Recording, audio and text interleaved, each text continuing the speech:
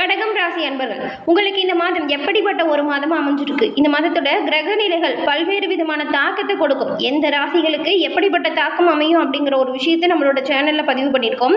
அந்த வகையில் இந்த கிரக அமைப்புகளும் இந்த மாதம் ஏற்படக்கூடிய பயிற்சிகளும் கடகராசி அன்பர்களுக்கு எப்படிப்பட்ட தாக்கத்தை கொடுக்க போகுது, இந்த மாதம் ஏற்படுகிற விளைவுகளால் என்ன மாதிரியான விஷயம் உங்களோட வாழ்க்கையில் நடக்கும், எதிர்பார்த்த விஷயம் நடக்குமா நடக்காதா, உங்களுடைய தொழில் வியாபாரம் குடும்ப வாழ்க்கையில் என்ன மாதிரியான நிகழ்வுகள் ஏற்படும், எது சந்தோஷமா இருக்கும், எந்த விதத்தில் நன்மைகளை நீங்க பெற முடியும், எந்த விஷயத்துல கவனமாக செயல்பட்டால் நீங்க சிறப்பான முன்னேற்றத்தை பெற முடியும், இது பற்றின முழுமையான தகவலையுமே உங்களுக்காக இந்த பதிவில் நாங்கள் சொல்லியிருக்கோம். இந்த பதிவு கடகராசி அன்பர்கள் நீங்கள் பயன்பெறும் வகையில் இருக்கும். அதனால் ஸ்கிப் பண்ணாமல் முழுமையாக பாருங்கள். நீங்கள் இப்போ தான் ஃபஸ்ட் டைம் நம்மளோட சேனலை பார்க்குறீங்க அப்படின்னா மறக்காமல் நம்மளோட சேனலை சப்ஸ்கிரைப் பண்ணி வச்சுக்கோங்க. கடகம் ராசி அதிபதி சந்திர பகவான். பெரும்பாலும் இந்த ராசியில் இருக்கிறவங்க சந்திரன் எப்படி வளர்ந்து தேய்தோ அதுபோல தான் இந்த ராசிக்காரங்களும் உங்களோட குணாதிசயங்களை இருக்கிற இடத்துக்கு தகுந்தது போல மாற்றிக்கொள்ளக்கூடிய இயல்பு கொண்டவங்களா இருப்பீங்க. இப்படிப்பட்ட நீங்கள் உங்களோட வாழ்க்கையில் எல்லா விதத்திலுமே நன்மைகளை பெறணும் அப்படின்னு நினச்சிங்கன்னா உங்கள் ராசி அதிபதியாக இருக்கக்கூடிய சந்திர பகவானை, அதாவது நவகிரகத்தில் இருக்கும் சந்திர பகவானை நீங்கள் வெள்ளிக்கிழமையில் தொடர்ந்து வழிபட்டிங்கன்னா எல்லா விதத்திலுமே நன்மைகளை பெற முடியும். உங்களுக்கு சந்திர பகவான் பிடிக்கும் அப்படின்னா ஓங்கம் சந்திரனை போற்றி அப்படிங்கிற மந்திரத்தை மறக்காம 3 முறை பதிவிடவும் செய்யுங்க. சந்திர பகவானின் அருளால் எல்லாமே உங்களுக்கு நல்லதா நடக்கும். நீங்க நினைச்ச ஒவ்வொரு நல்ல விஷயங்களா சந்திர பகவானின் பரிபூர்ண அருளாலும் உங்களுக்கு கிடைக்கும். உங்களுக்கு உங்களுடைய சொந்த ஜாதகத்தை கணிக்கணும், எதிர்காலத்தை பற்றி தெரிஞ்சுக்கணும் அப்படின்னு நினச்சிங்கன்னா டிஸ்கிரிப்ஷனில் பாருங்கள், ஜோதிட நம்பர் கொடுத்துருக்கோம். அந்த நம்பருக்கு நீங்கள் ஃபோன் பண்ணி உங்களோட ஜாதகத்தை எளிய முறையில் கணிச்சிக்கலாம். கடகராசி அன்பர்களுக்கு இந்த மாதம் ஏற்பட்டிருக்கும் கிரக நிலைகள் எப்படி அமைஞ்சிருக்கு, இதன் மூலம் ஏற்படக்கூடிய பலன்கள் என்ன மாதிரியான தாக்கத்தை கொடுக்கும் அப்படிங்கிறத இப்போ நாம் தொடர்ந்து பார்க்க போகிறோம். கடகம் ராசி ஏற்கனவே சொன்ன மாதிரி அதிபதி பார்த்தா சந்திர பகவான். அதாவது இந்த சந்திரன் எப்படி சூரியனோட ஒளியை பெற்று இரவுல பூமிக்கு வெளிச்சத்து தருதோ அதுபோல தான் உங்களோட உழைப்பால் வரக்கூடிய ஒவ்வொரு முயற்சியிலையுமே மற்றவங்களுக்கு நன்மை பயக்கணும் அப்படிங்கிற ஒரு எண்ணத்தோடு செயல்புரியக்கூடியவங்களா நீங்கள் இருப்பீங்க. சந்திரன் எப்படி வளர்ந்து தேய்கிறாரோ அதுபோல் இந்த ராசிக்காரங்களும் உங்களோட குணாதிசயங்களை இருக்கிற இடத்துக்கு தகுந்தது போல் மாற்றிக்கொள்ளக்கூடிய இயல்பு கொண்டவங்களா இருப்பீங்க.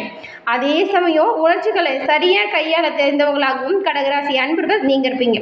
குழந்தைத்தனம் ரொம்பவுமே உங்ககிட்ட அதிகமாக இருக்கும். அப்படியே இருக்கிற இடத்துல குழந்தைகள் போல இருக்கிற மகிழ்ச்சியை சந்தோஷமாக அனுபவிக்கக்கூடியவங்க தான் நீங்கள். கடகராசி நண்டை ராசி சின்னமாக கொண்டது.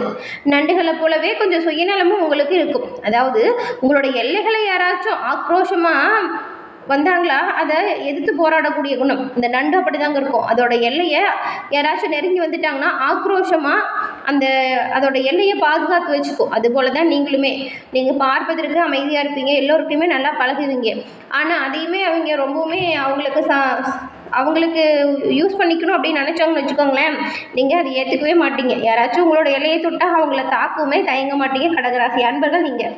அதே போல் உயர்ந்த பல லட்சியம் கொண்டவங்க நீங்கள் இருப்பீங்க. உங்களுக்கு நிறைய தோழர்கள் இருப்பாங்க. நீங்கள் சரி நீதி நேர்மையாக வாழக்கூடியவங்களா இருப்பீங்க. அப்படி யாரும் இல்லைன்னா அவங்க கூட நீங்கள் பேசக்கூட மாட்டீங்க. மகிழ்ச்சியாக வாழணும் அப்படிங்கிறதுல உறுதியான நிலைப்பாடு கொண்டவங்களா இருப்பீங்க.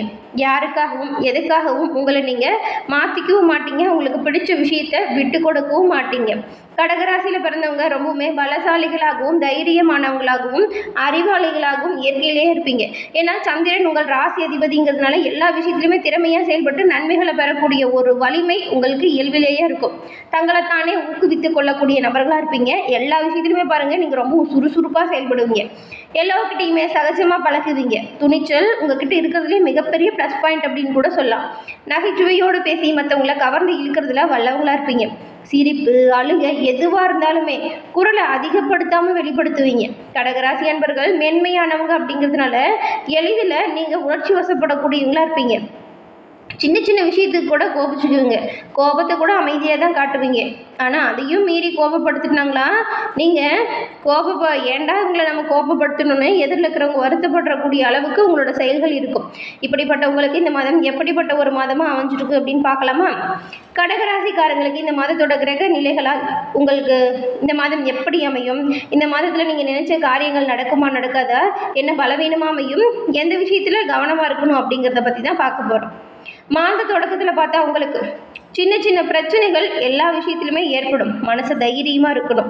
குடும்பத்தில் சில சிரமங்கள் இருந்தாலுமே கணவன் மனைவிக்கிடையே ஒற்றுமை அதிகரிக்கும். அதே நேரத்தில் விட்டு கொடுத்து போவது நல்லது. பணம் காசு கையில் இருந்தாலுமே உங்களுக்கு அதற்கான செலவும் வந்துக்கிட்டு இருக்கிற மாதிரியே இருக்கும். குடும்பத்தில் மகிழ்ச்சி உண்டாகும். மேலும் குடும்பத்தோடு இருக்கிற மகிழ்ச்சி தான் முக்கியம் அப்படிங்கிறத உணர்ந்து நீங்கள் இந்த மாதம் ஒவ்வொரு விஷயத்தையுமே செயல்படுத்த போகிறீங்க. குடும்பத்தோடு குலதெய்வ கோவில் சென்று வழிபட்டு வந்தீங்கன்னா இந்த மாதம் ஏற்படக்கூடிய சின்ன சின்ன தடையிலிருந்துமே நீங்கள் விலக்கு பெற முடியும். வாடிக்கையாளர்கள் கிட்ட நீங்கள் வந்துட்டு கொஞ்சம் அனுசரணையாக நடந்துக்கணும். வாடிக்கையாளர்கள் அதிகரிப்பால் உங்களுக்கு மின் சாதன பொருட்கள் விற்பனையிலாம் நல்ல ஒரு லாபம் அதிகரிக்கும். கையில் தாராளமாக பணம் புரளும். வங்கி இருப்பு உயரும். உறவினர்களால் நல்லதொரு ஆதாயம் உங்களுக்கு இந்த மாதம் கிடைக்கும். வீட்டு தேவைகளை பூர்த்தி செய்ய போகிறீங்க. வெளியூர் பயணங்களில் அலைச்சல் ஏற்பட்டாலும் அதன் மூலம் நல்லதொரு ஆதாயம் உண்டாகும்.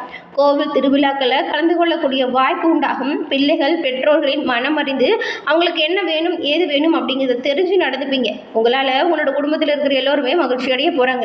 மாதத்தின் நடுப்பகுதியில் அலுவலக வேலையில் கொஞ்சம் அலைச்சல் அதிகரிக்கும். சோம்பல் இல்லாமல் வேலை பார்க்கறது நல்லது. மேலதிகாரிகள் பாராட்டு உற்சாகத்தை கொடுக்கும். மாத பிற்பகுதியில் அரசு வேலை பார்க்குறவங்களுக்கு சில ஆதாயங்கள் உங்கள் பணியில் உண்டாகும். தொழில் எதிர்பாராத நன்மை பிறக்கும். வியாபாரத்தில் வெற்றி பணப்புழக்கம் அதிகரிக்கும். மறைமுக எதிர்ப்புகளையும் தாண்டி மகிழ்ச்சி அடைய போறீங்க. உங்களுடைய திறமையை கண்டு எதிரிகளுமே ஆச்சரியப்பட போறாங்க. பெரிய பாதிப்பு எதுவும் ஏற்படாது. ஆனால் சின்ன சின்ன தடை தாமதம் வரும். அதிலிருந்து விலக்கு பெறணும் அப்படின்னா உங்களோட குலதெய்வத்தின் பரிபூர்ண அருளும் வேணும். இந்த மாதம் குலதெய்வத்தின் வழிபாடு உங்களோட வாழ்க்கையில நல்ல ஒரு ஏற்றங்களை கொடுக்கும் வழிபாடு. கடை கணக்கு வழக்குகளில் நீங்கள் ரொம்பவுமே கவனமாக இருக்கணும். குடும்ப பொறுப்பில் இருக்கக்கூடிய பெண்களுக்கு இந்த மாதம் குதூகலமான நாட்கள் உண்டாகும். சிறுவாட்டு பணம் சேகரிப்பு அதிகரிக்கும். தங்கள் தேவையை பூர்த்தி செய்யும் அளவுக்கு வாய்ப்பு உருவாகும். அலுவலகத்தில் பெண்களுக்கு எதிர்பார்த்த நன்மை உண்டாகும். உங்களுக்கு கொடுக்கப்பட்ட பணிகளை சரியாகவும் சிறப்பாகவும் செஞ்சால் நன்மைகளை நீங்கள் பெற முடியும். இந்த மாதம் ஏற்படக்கூடிய பிரச்சனைகள் தீர பரிகாரமாக நீங்கள் சிவபெருமான் வழிபாட வெள்ளிக்கிழமையில செய்வதால் நன்மைகளை பெற முடியும். நமச்சிவாய வாழ்க, நாதந்தார் வாழ்க, இமை பொழுதும் என் நெஞ்சில் நீங்காதான் வாழ்க. இந்த ஒரு திருமந்திரத்தை பாராயணம் செய்வதன் மூலம் நன்மைகள் பல மடங்கு உங்களோட வாழ்க்கையில் ஏற்படும். எல்லா விதத்திலுமே நன்மைகள் பெற சிவபெருமான் உங்களுக்கு உறுதுணையாக இருப்பார்.